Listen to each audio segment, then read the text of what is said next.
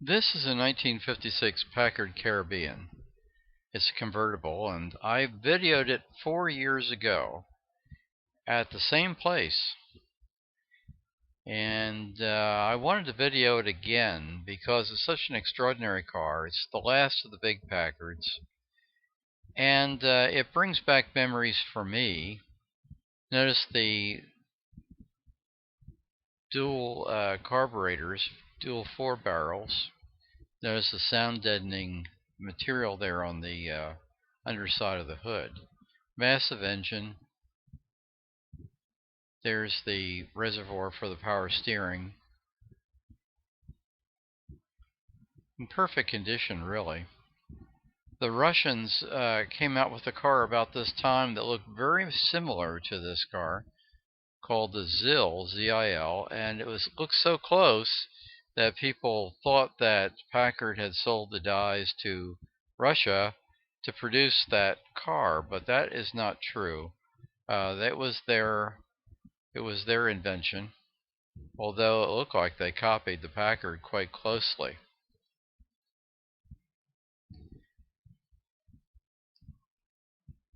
Notice the light there on the side, right underneath that chrome trim. A side marker light. I'm assuming it went on when you opened the door. Beautiful black finish on the car, lots of chrome. There's that light on the underside. And here's the upholstery, and notice here that this cushion is reversed.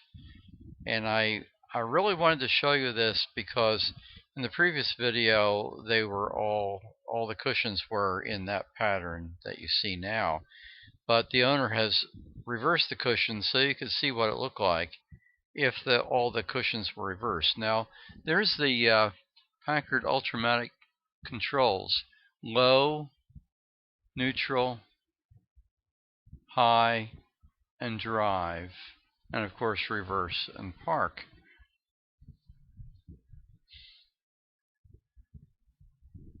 This was an electronically controlled transmission. Lots of parts that were electronic, lots of things that could go wrong. And one of the main things that could go wrong was a part that connected to the transmission with little fingers that, when extended, indicated what gear it was going to go in. It was a 3-speed transmission. Very advanced for its time. It was exclusive to Packard, and it had a lock-up torque converter, the first lock-up torque converter that existed with automatic transmissions, so quite advanced. It also had self-leveling suspension, so that if you put a heavy load in the trunk, the back end would raise automatically to compensate for that weight. Very advanced. And notice the cathedral taillights and the dual exhausts that come out of the back bumper. Beautifully styled. The finish is extraordinary. And of course the complementary colors of the interior go very well with the dark black paint.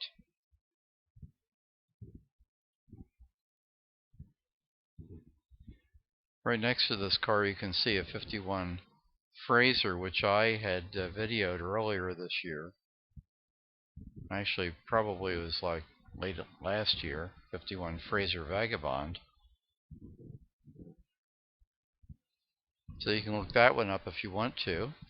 But at any rate, this car is extraordinary.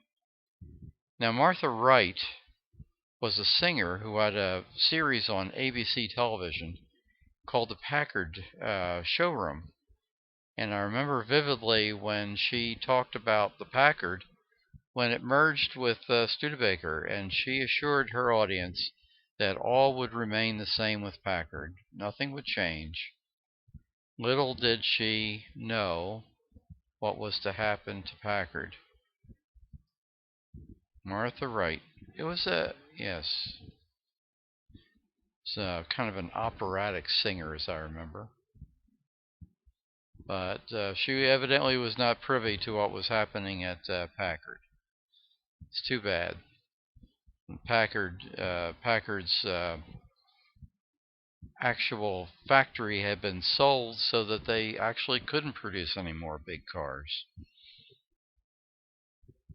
But that was the way it happened. Sad to see Packard go.